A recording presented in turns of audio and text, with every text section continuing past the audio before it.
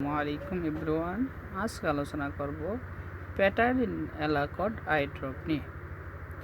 প্যাটাডিন বা অ্যালাকড এটি অ্যালোপ্যাটাডিন গ্রুপের একটি অ্যান্টিহিস্টামিন আই ড্রপ। এটি 0.1% হয়ে থাকে, 0.2% হয়ে থাকে, 0.7% হয়ে থাকে।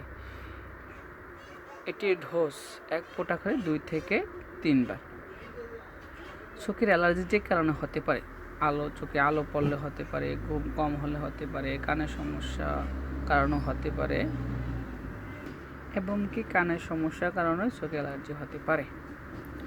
আমরা অ্যালোপ্যাটাডিন যদি না ধরে তাহলে আমরা পেপোটাস্টাডিন বেসিটেল 0.5% সবচেয়ে লেটেস্ট একটি মেডিসিন আর সবচেয়ে ভালো চোখে অ্যালার্জির জন্য 1 ফোঁটা করে 2 বার। আমরা চাইলে লগে অ্যান্টিহিস্টামিন যে কোনো ধরনের অ্যান্টিহিস্টামিন ব্যবহার করতে পারি। এই কাজটি সবচেয়ে ভালো কাজ করে, তাহলে আরও ভালো কাজ করবে, অর্থাৎ দ্রুত কাজ করবে।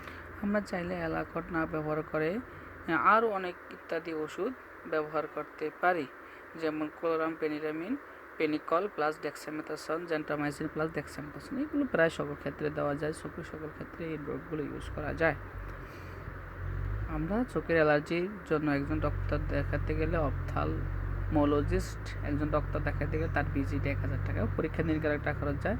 আমরা প্রাথমিকভাবে যাদের চোখে অ্যালার্জি তারা প্যাটাডিন বা অ্যালাকড ইউজ করতে পারি।